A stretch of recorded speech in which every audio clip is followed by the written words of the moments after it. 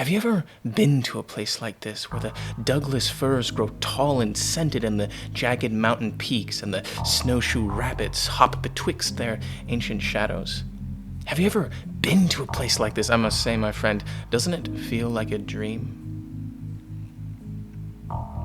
David Lynch passed away. I don't know how many of you heard about that. I don't know how many of you care. It was funny. I only watched Twin Peaks for the first time a few months before he passed. I was planning on making a video about it, but didn't know how to organize my thoughts on something so complicated. And then the man who made it passed away. It's interesting. Twin Peaks was simultaneously one of the things David Lynch worked on first and worked on last. Do you suppose that means something? Do you suppose that any of this means something? In the pines, where the sun don't never shine, I will shiver the whole night through. Twin Peaks is many things. TV show, movie, broken video vignettes, and another TV show. It's about a lot of things. It is many things. Sitcom, soap opera, an endless waking dream, nightmare show. The story, the camera, the shot, composition, the dialogue, it's all ethereal. The town of Twin Peaks is unlike almost any other fictional setting I have come across, and over the course of the original run of the series, you really just soak in the essence of this small town in America. It's got the high school, you know the one, that classical all-American high, prom queen, popular girls, the shitty football boys, the cool guy, James the biker, it's all there. You got Norma's Diner, a place of rest and respite and casual gossip and weird fucking vibes. Or what about the immense and fantastical, the opulent Great Northern Hotel, built strong and mighty like the Heorot from the old songs of Beowulf? It sits atop a waterfall where the proverbial Hrothgar of the Horn brothers rule their little kingdom. Within its gilded wooden halls, you will find all manner of fascinating characters, traveling foreigners from strange and distant lands, town events and cultural festivals, and perhaps a charming man in a crisp black suit who loves coffee, donuts, and all manner of whimsy. What about the sheriff's office? Can you imagine what that's like? A comfortable, cozy place of law enforcement that's loyal to a community. The sheriffs know your name, they know the neighborhoods, they are interested in solving each issue with the most gentle and convenient actions possible. Can you smell the fir trees and the rainwater mist in the mountain air? Can you feel the soft, spongy, mossy ground beneath your feet as you walk along those beautiful mountain paths, the soft crackle of dry pine needles adding a pleasant sound to each footstep? Can you see the mill, where the new wealth is brought into the community, where the packers build something better for all? Do you remember this?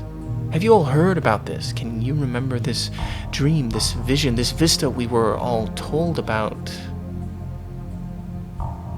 Did people tell you about this? This idealized vision? And it's all just so absurdly, surreally beautiful. And then the show starts. Down by the lake, a body, dead, wrapped in plastic, a young woman killed, a prawn queen loved by all, a girl of virtue, everyone knew it. How could this have happened? What tragedy could have sparked this evil? How could this have happened to in our little dream? A small patch of nightmare has begun to fester, or was it always there? Hiding beneath the plastic of this artificial dream. Laura Palmer's death is a tragedy which summons Special Agent Dale Cooper of the FBI to the small town of Twin Peaks, Washington. He must work with local law enforcement and root out the darkness which has infringed upon this perfect small-town American dream. This is the starting point for the series. Who killed Laura Palmer? How will Special Agent Dale Cooper discover the truth? And the people he teams up with are fucking wild. Hawk, Sheriff Harry S. Truman, Deputy motherfucking Andy. Yeah. They gotta figure it out. And how are they gonna do it? How are they gonna figure out? How are they gonna discover and hunt down who killed Laura Palmer? Dale Cooper is a whimsical, weird guy. He loves Tibet and magic and dreams and damn good coffee. I think in many ways, this guy is He's just the ideal. He's clever, strong, good with a gun, but not trigger-happy, eloquent, intelligent, and playful. He doesn't make bad decisions, and consistently his out-of-the-box thinking leads results. Weird results, but results. And yet one of the things he holds onto most tightly is that he refuses to root up and destroy the lives of those who live in Twin Peaks. Even if it might be the most efficient thing to do, he still doesn't do it. You know, my man Albert, he knows what's up. You know, God bless him. God bless that guy. Dale Cooper doesn't destroy lives even if it's for justice, because without the joyous day-to-day life of this small town, there's no reason for him to seek out that justice. The journey to the destination is as important, right? The ends do not justify the means. And there is something really nice about that, I think, to trust that the one who upholds order and justice isn't a person who can become easily corrupted, and isn't one who already is corrupted, but is instead a just and principled person, and yet one that doesn't lack intelligence. And Dale Cooper sets to work immediately. He builds relationships with all the individuals of Twin Peaks. He builds trust with the local law enforcement. And he begins to pull on the different threads surrounding Laura Palmer's murder in order to find the truth.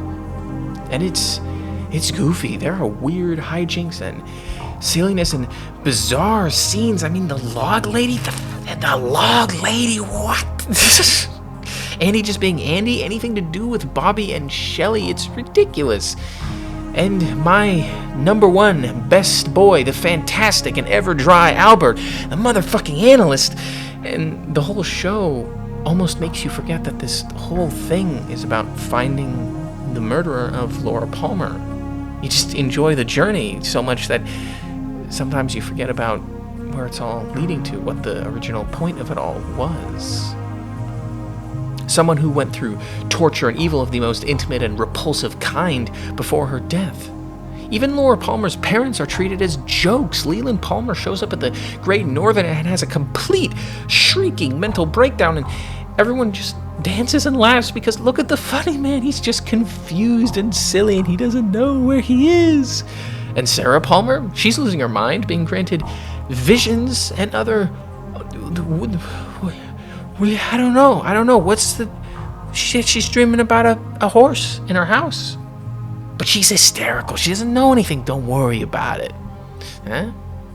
And Dale Cooper, special agent, continues to pull on the threads, trying to dig out the black mold and festering wet rot that has nestled itself somewhere within this perfect all-American town of Twin Peaks. And what he discovers is just... so messed up, and also endlessly stupid. So first thing to note is that every single person in this godforsaken town is either adulterous or wants to be adulterous. The Horn brothers, they just sleep with whoever. The married couples don't care. You got big motherfucking Big Ed and his stupid nightmare love triangle with Norma and his wife. But it doesn't end with infidelity, which is already pretty bad, especially when considering the extent to which its roots spread through Twin Peaks. But you also have more sinister evil. Shelley and Leo are in a... abusive would put it mildly. It's a bad relationship. Leo helps move drugs through the town and is violent beyond belief. Bobby shot a guy apparently, and it just isn't ever brought up. The Horn brothers run a crazy evil brothel across the border in Canada called One-Eyed Jack's. And then there's anything that happens at the Packard Mill. And Laura, that perfect girl whom everyone says was oh so innocent and just and good and wonderful, as soon as you pull back that first layer of lying plastic, the truth is revealed. People wonder and they say, how could this have happened? They say there were no signs. We couldn't have known she was a good girl. All delusions of a town that wants to keep living in a dream, a fiction, a pleasant, phantasmagoric fantasia. Laura was troubled. She called out for help in many ways, until eventually she wore a dozen different faces because no one would care. No one was interested in the real her. Scars don't make you inherently stronger or weaker, my friend, but what they can do is change your language. Trauma, in the worst cases, warps your ability to communicate and see others. Laura had people who loved her, but either she didn't understand them or they didn't understand her. And what continues is all more twisted than I could have imagined. But the horror of Twin Peaks is something beyond mundane, and yet more intimate than you could ever guess. There are points where Dale Cooper falls asleep, exhausted from his hunt for the killer, his battle with the drug dealers and weirdos. He returns to his great northern hotel room to embrace the cool velvety feel of sleep. And in that sleep, he dreams. He dreams of a checkered floor and a black lodge. He dreams of a red room and a man who calls himself the Arm. He dreams of Mike and Bob and the fireman and a giant and things beyond the ken of this world. He dreams of what happens in the next, and he dreams of Garmonbosia. He dreams of the world in 25 years. People argue about the Black Lodge to this day, what it is, what it means, what the visitors or entities are.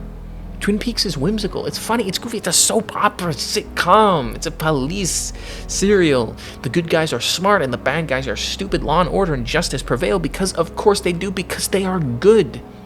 Evil fails because it is evil. Cooper and the gang slowly round up the crime and sin of Twin Peaks. Those that aren't put away try to become better. But, although they succeed in all of that, they fail in everything else. For this, my friend, it is all a dream. And dreams, we all wake up from them eventually. The owls are not what they seem, my friend. Electricity. Remember the electricity. Through the darkness of futures past, the magician longs to see one chance out between two worlds. Fire, walk with me. Twin Peaks is a perfect little American town. It is a dream. But the woods around and abound are tall and mean. The electrical lines are not to be trusted. You can walk out into woods like that and ne'er return back to whence you came, my boy, for the mountains in those parts grow tall and mighty and swallow up little folk like ye who go for walks beneath shadowed boughs of enveloping fir tree. There are things in those woods, things in these pines. The people of Twin Peaks are not prepared to deal with such things. They are instead content to live in a dream. To live out petty, small lives and babble endlessly over tiny nonsense like infidelity and greed and vendetta and power and lust. Small things, paltry things, things worth little when one walks in the pines and beneath electrical lines. Another person is killed. She was Laura's cousin and looked just like her, a terrible coincidence that coaxed an evil that had fallen asleep into violent wakefulness. Who was the man who killed Laura Palmer, you ask? Why, it was her own father, of course. Evil things live in the dark, yes, but perhaps more evil is the fact that oftentimes they follow us out of the woods and into our towns and into our homes. And the lovely people of Twin Peaks do not notice because isn't this life just a dream? Tell me, my friend, is it future or is it past? Where are we? What year is it? The entity of Bob that possesses Leland Palmer is both conscious and not. The folk from the other place just eat. That's all they do. They eat our dreams, our pain, our love and fear and hate. They eat our suffering. Garmonbosia. When Bob lives in Leland, it is not overt control, but instead the acceptance of the most sinister of personal urges. Leland kills himself. There's no justice. Bob is not brought to heel. What is Bob, you say, if not some conscious thing? Perhaps he's just the evil that men do, made manifest and sent walking. This is the stepping off point for the town of Twin Peaks and all the characters within, I think, because after this second tragedy and after this second moment of absolute absurdity and evil, you expect there to be a waking up, an understanding that you gotta get to work. But instead, they return immediately back to their petty squabbles and bickering. As the shadows of the trees grow longer, they still chatter endlessly about noisy nothings, and it's frankly horrifying. And eventually, the whole town runs out of time. In the final act of Twin Peaks' second season, you want to know how the Packard Mill plotline ends? This whole thing, which has been about scheming and lust and greed, it's been building towards this one moment of who gets the mill? Who gets the land? What is it all about? Who gets the girl? Who gets everything? Who gets the wealth? How does it end? It ends when the characters are killed almost randomly in a freak, half-intentional, half-accident event. A bomb just blows them all up in a bank. What the hell? James just flat out leaves the town. Bro's had enough with the madness and the way that each of his friends and lovers has been buried and swallowed up by the town. The Norma and Ed, will they, won't they plotline just goes nowhere. No one's allowed to move on. Nothing can happen. We are just stuck in this dream, powerless to leave it even if a claw stretches in from the real world to snatch someone we care about. Bobby and Shelley talk in one of the final scenes, and it's almost a recreation of their first talk in the first episode. The Black Lodge opens and swallows up more people. This time, Special Agent Dale Cooper of the FBI dives in after them. He's got to be the White Knight, the hero, the good man detective, the white hat. He'll win, right? Within the Black Lodge, he loses himself, and something walks out wearing his skin. And then the show abruptly ends. What does it all mean? What does it mean? Luckily, there's a movie I watched. I finished the season and I watched the movie. I was like, this will clear it up. I'm sure this will clear everything up. The promise in our hearts. Don't forget, I'm with you in the dark.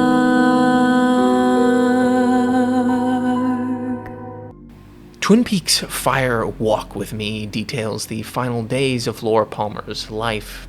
If the first 2 seasons of Twin Peaks could be considered a strange experience where you are trapped within a pleasant dream, then Fire Walk With Me is the other side of that. The world is a nightmare. Whimsy is replaced by strangeness and abject terror. Pleasant rhythms of life are turned into absurd situations of horror. Got to go to school, got to drive your car, got to walk down the street, got to go to sleep. Each one of these mundane things is turned as awful as you can possibly imagine because this was Laura's life. If people had looked, they might have seen it, but they didn't want to see it. They wanted to live in a dream. Each of Laura's parents is twisted in their own way, abusive, neglectful, enabling, conniving, judgmental, casual, nonsensical. This American family was poisoned long before Laura's death. Both mother and father as evil as each other, mad and toxic and filled with acid. Laura, I'm not sure she ever had a real chance. They poured poison into their own child and destroyed her. They drove her out into the dark trees where she became lost, then lured her back under electrical lines. There are asides, of course, with Coop and Albert and Philip Jeffries, who mentions that we aren't going to talk about Judy. Who the hell is Judy? What does that all mean? Laura says, I'll see you again in 25 years. Fire Walk With Me is just spooky. It's scary. It's just a scary thing. Apparently a large chunk of people didn't like it when it came out. These people confuse me. It's quite an experience of a movie. And that was it for a long time. That was the end of Twin Peaks. We are like the dreamer who dreams and then lives inside the dream. But then, about 25 years later, David Lynch made the return. It was one of the final things he worked on before he passed this year.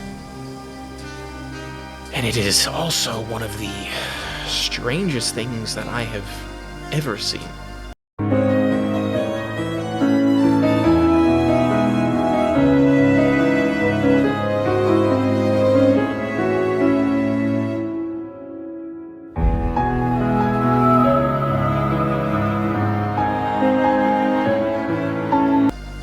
It recontextualizes, deconstructs, and reconstructs so much that I can scarcely understand anything that is happening at all. New characters, new sights. Things are different and yet the same, poisonous and yet perfumed, and I cannot see the whole picture. Mr. C, the Cooper who is Bob, wanders America just eating. Because that is what Bob does, or whatever he is does. He warps the one who wears him, or the one he wears. Leland was a different man, and so became something different, a different incarnation of evil. Cooper is a different man, and so he became something more different still. He became... oh yeah. Dale Cooper was whimsical and loving and clever and rarely handled things in a cruel or brutish way. Mr. C, the Cooper who is Bob, he's none of that.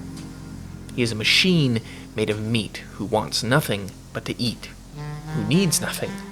He travels the lost highways and holiday drives of this United States of America and feeds.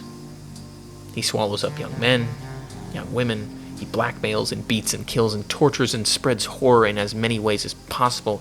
He needs no excuse. He just is a mouth, an empty man. A little detail I like is just how absurdly black his eyes are. Empty, gaping holes of ink and void and shadow. They just swallow up everything. Some of the scenes where he's looking at someone, it's very uncanny. The town of Twin Peaks repeats its cycle, but this time we see it not as a dream, but a nightmare. Because decades later, nothing has changed. But we are no longer residents. We have gone out into the world and returned, and now the dream is twisted and dark. 'Tis a nightmare. All of the residents of the town are older and yet no wiser. Ed and Norma are still trapped. Shelley's daughter goes on to make the same mistakes that she made. Audrey... oh, I don't know. I'm not going to talk about that. I'm not going to talk about that at all. No. The drugs still flow through this town as petty as ever, and there is still a horn running about, causing petty chaos, and for what? Personal gain? It's also tiresome. And elsewhere in the world, it is no better. America has been poisoned, or perhaps it always was poisoned. The delusions have been drunk and imbibed for so long that the effects are beginning to become terminal. The dream is beginning to kill the dreamer. And when you wake, it is into a nightmare. Back in the first season, when Dale Cooper was ripping out the shadows of the town, it was not that these were external things that had rooted within Twin Peaks itself, even though that was how he viewed it, how everyone viewed it, rip up the weeds that are growing. No. Instead, the truth of reality is that it was Cooper and the rest and all the sheriffs tearing off the plaster. The truth behind the dream was always a nightmare. The only case is whether or not you are fine living in it. The nightmare will always eat a few people, but are you fine with that as long as you or yourself are allowed to live in a dream? We are cattle, we are livestock, we are pigs. Some of us will be left alone to reproduce and eat and drink and live pleasantly. Got to glut the meat somehow and fatten it up.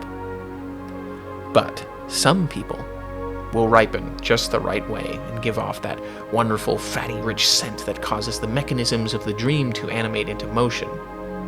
A hole within the dream's edge opens to reveal the nightmare, and a person is swallowed whole and eaten. This happens over and over again in each of Twin Peaks' stories. Children are mowed down by cars, fathers kill their daughters and then themselves, and monsters walk free from the nightmare into the dream, knowing beyond a shadow of a doubt that nothing can be done to stop them. The return makes the already very, very strange story of Twin Peaks. Even stranger things just happen. Scenes are drawn out and made infinitely weird and uncomfortable. But more than that, each and every character is written like the lead in their own story, which causes the entire thing to just become so bizarre. And more than anything, I'm just left with the feeling like I have woken from one fantasia and into another. The whole thing is filled with the dread of something or someone called Judy. Who is it? What is it? Who is Judy? And when are we going to talk about her? The answer is never. We aren't going to talk about Judy at all. There's something here. There must be. I'm sure of it. There's too much that connects and feels and lies threaded through itself to mean nothing. But it's like I can't see the full painting. It's like I can't see the finished thing. I can only see each brushstroke as it is made across the canvas, and then when I blink, it vanishes and is then replaced by the next. Twin Peaks is the American fantasia, the dream and nightmare and phantasmagoria and more. It makes me feel like nothing else ever has. I don't know if there are words to fully describe it. It makes me dream of strange and beautiful and awful things. Ben and Jerry Horn, the two asshole brothers who ruin everything, they talk once in prison about a time in their youth when a girl danced on a rug with a flashlight before them. And it's a weird aside, but yeah, why not? They've gone so far from their original starting point. We each have gone so far. My parents sometimes show me photos of when I was younger. I wonder, where did that person go? Did my face always look like that? When did it start looking like that? Like what it is now? Where did that person I used to be go? Where did they vanish to? Was it a dream I awoke from? Or is what I'm living now the dream? This world, this crazy world, I mean, at least the one we call real. This place, this world, it's so alien it makes me feel a foreigner no matter where I go. I don't get it. I don't get what I see sometimes. There's so much more to talk about. I haven't spoken about Dougie Jones or The Woodsman. I haven't spoken about fucking Harold or any of the other absolute characters. I haven't spoken about Audrey Horne's insane conversations with her alleged husband in the return, the nuclear bomb. Have you heard about the nuclear bomb episode? There's just so much.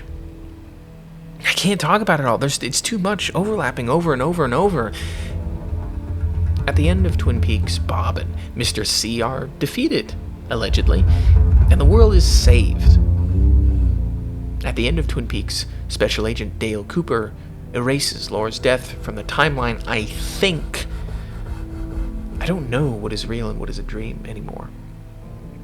At the end of Twin Peaks, The Return, the Twin Peaks, Laura vanishes, snatched by Judy, who we don't talk about and haven't talked about. At the end of Twin Peaks, Special Agent Dale Cooper of the FBI wanders through a dream closer to reality than anything else. And because of this, it is somehow more disturbing. He finds Laura, who's no longer Laura, and needs to take her home. They arrive at Laura's house in Twin Peaks.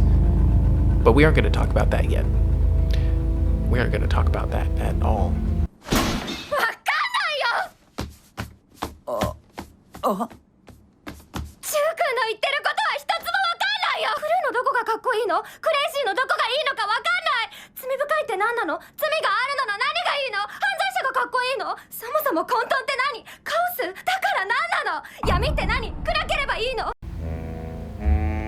Is this future?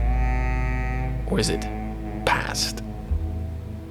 There is this scene where Major Briggs talks to his son, Bobby. There's a video of it on YouTube called My Son Was Standing There. Go watch that video after this. I promise it's important. or pause this video, watch it right now. I don't care, whatever. that scene fills me with a greater sadness and joy and feeling that I can articulate. Because I've had conversations like that, conversations with my parents where they just drop everything and become frighteningly human. Every summer I return and I see that they have gotten a little older, and every summer these moments where they show me something mean more. When one of my parents says they believe I am becoming or have become a good person, a man, an adult, a good whatever, someone to be proud of, that they're proud of, I don't know how to feel. When Major Briggs says all those kind words to his son who doesn't always understand, and Bobby just responds with, "Really?" That hits. Because in Bobby's voice I hear my own. Do you think I'm a good person? Do you really think you are proud of me? I don't feel like I've done anything to be proud of.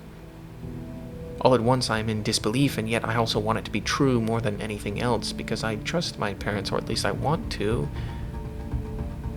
I wish you the very best in all things. Isn't that a great line? Little scenes like this are scattered throughout Twin Peaks, special moments that are more real than reality, that cut through the nightmares and dreamscapes and just happen. In moments like that, it doesn't matter what is real and what isn't, because for a moment everything is clear and the shroud falls away. And at the end of this wild fucking ride, there's nothing surreal or absurd at all. You ask the questions and they are answered, but not in a way you will understand. What year is it? There is this figure in Twin Peaks called the Jumping Man. I've been trying to figure him out for months. He just shows up at times, riding the lightning until he phases in and out of regular scenes.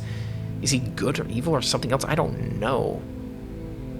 But somehow this weird thing struck a chord with me, a chord that rang true throughout all of Twin Peaks. You go through life, the good and the bad, the happy and the sad, and then one day something absurd and dreamlike happens, and reality just bleeds open like an ink stain. Maybe that's what the Jumping Man is about. I still don't know. I'll figure it out. Maybe. But I assume everyone has at least one example like that from their own life, where it suddenly feels like you're living in a dream. You're walking along the street, going about your life, and then Fantasia. Twin Peaks is about so many different things, and truth be told, I don't feel like I will ever be done fully digesting it, but I do feel like there was truth in it. And I wanted more than anything to find some way to say thank you to the person and people who created it, even if none of them will ever see this, because maybe in this strange place, some echo of this gratitude will still matter. It feels like it captures the lies we were told and the truth beyond the lies, the dream we were promised and the nightmare we were given, but also all the little whimsy and wonder along the way. Growing up, I was told over and over again about the goodness of the world that was waiting, how perfect and dreamlike it was. I feel like I have woken from that lie 100 times or more. But each time I wake, it's not into reality, but into yet another dream, yet another web in this nightmare spiral. It feels like a lot of you perhaps feel the same. Lost and seeking to return to a dream they believe they once had, or trying to imagine a dream for the future, or to wake from it all and finally see the real sunrise and feel the light upon their skin, knowing it's real and not another pleasant phantom. Everything is just one big network of overlapping dreamers who dream and then live inside them. The dreams are our own creations just as much as the creatures who prey on them. At the end of Twin Peaks, Laura screams and everything goes dark. Is this the end to the dream, I wonder? Where is she woken? Future or past? Meanwhile, what? When Cooper and Laura return to the house at the end, the monster waiting for them is just some woman by a different name. They are now the ones outside and in the dark. They are now the ones who are without. Bob and the ones who walked within the woods are twisted, yes, but sometimes the monsters don't dwell outside our dreams and scratch to get in. Sometimes they are the weavers who build them from lightning and electrical currents trapped in steel and machinery. Maybe that's what Judy is. The evil inside our homes is in our house now.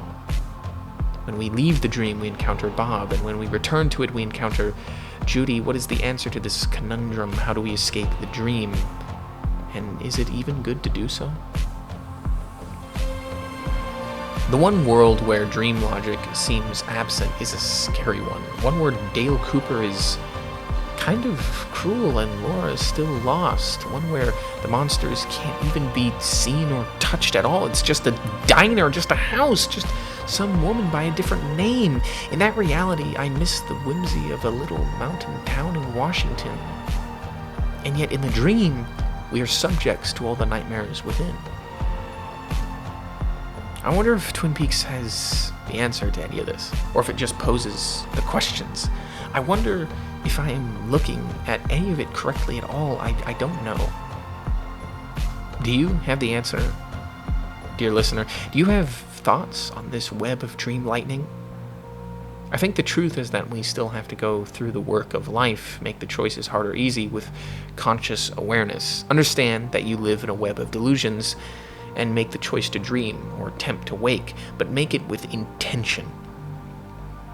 Do not live your life like so many of the characters in this tale, drowning in nostalgia and unable to make self-actualized choices. Make a choice. Recognize your dream. Recognize your nightmare. And when you wake and break through into reality, bring some of that pleasant dream scent with you. A dream is a place for a bit of reality, and reality too is a place for a bit of dream. It's why we do the things we do. It's why I'm still striving, because I want to bring a bit of that whimsy into my life, to experience something that should be impossible and yet just happens. Things that seem impossible, they do happen. It's our job to make them happen. Do you get what I'm saying? I hope you do, because I just finished my slice of cherry pie and vanilla, and now I must be off. Can you smell it in the air? The summer rains are here. The world is beginning to boom with the color of saturated life. Be careful, my friend. Make sure you are there when next we meet. I would be terribly sad if you couldn't make it. Keep dreaming and keep waking. Keep living until we can do it no longer. And until that moment when you and I no longer live and the dream of life ends, I say, I shall see you when I see you. And not say goodbye for the last time. Hey people, like, subscribe, do the thing. Just hit the like, hit the subscribe. You know what to do. You know what to do. Hit the thing. Thanks for watching. Like and subscribe. I'll see you when I see you. Take care, people.